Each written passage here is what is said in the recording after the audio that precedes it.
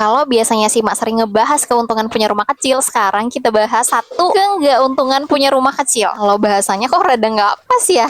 Halo teman-teman, Assalamualaikum. A day in my life with keluarga sederhana. Oke, sebelum kita ngebahas yang tadi, di sini si Mak mau angkatin dulu piring-piring kotor ini ke dapur teman-teman biar sekalian langsung dicuci. Emang udah kebiasaan kayak gini ya teman-teman. Pokoknya piring-piringnya udah diangkat dari dalam langsung ke dapur itu kita langsung cuci aja. Tapi sebelum dicuci, di sini si Mak mau buang-buangin dulu sampah-sampahnya ke tempat sampah. Nah, untuk tempat sampahnya sendiri, Emak cuma pakai kompe ya teman-teman. Jadi ditaruh atau digantung di belakang pintu gitu biar nggak terlalu kelihatan. Nah, kita kembali ke pembahasan di awal ya teman-teman. Salah satu keuntungan yang punya rumah kecil kayak gini nih menurut Sima itu adalah panas banget. Ralat ya teman-teman, bukan keuntungan, maksudnya ke nggak untungan atau nggak enaknya punya rumah kecil itu salah satunya ya karena panas. Terlebih untuk beberapa hari ini nggak tahu kenapa cuacanya itu super duper panas banget banget banget loh, beneran aku nggak tahu kenapa ya. Di tempat kalian gimana teman-teman? Sima nih udah nggak tahu ya, ini beberapa hari itu udah nggak tahan banget, bener-bener panas. Bahkan pakai kipas angin pun itu masih kerasa panasnya. Bisa sih nggak kerasa kalau kita bener-bener ada di depan kipas angin. Dan yang parahnya ya sekarang itu kalau malam tuh biasanya masih ada ya dingin-dinginnya, sekarang tuh udah bener-bener panas kalau tidur malam. Bahkan nih saking panasnya beberapa malam ini si Babe itu udah konfirmasi ke Sima, katanya pokoknya si Babe mau kumpulin uang buat beli AC teman-teman, karena udah nggak tahan banget, ini panas banget rasanya. Bahkan udah mulai nanya-nanya ke keluarga kalau pemakaian AC itu pembayaran listriknya tuh habis berapa, terus untuk yang setengah PK itu pokoknya udah diperhitungkan sama Babe lah, udah ditanya-tanyain gitu, detail banget malah nanyanya. Sampai Sima lupa ya kemarin ada sih bahas katanya per berapa menit atau per berapa jam, nggak ngerti itu berapa perak gitu, nggak tahu, nggak ngerti ya, pokoknya sempat diomongin sama Babe, sudah sejauh itu pembahasannya saking pengennya beli AC. Si emak nih yang awalnya tuh nggak pernah setuju sama pembelian yang kayak gitu tuh, maksudnya yang nggak terlalu penting atau nggak pokok-pokok banget itu emak nggak terlalu setuju ya teman-teman, apalagi harganya kan jutaan. Tapi untuk kali ini si emak nggak berpendapat, maksudnya nggak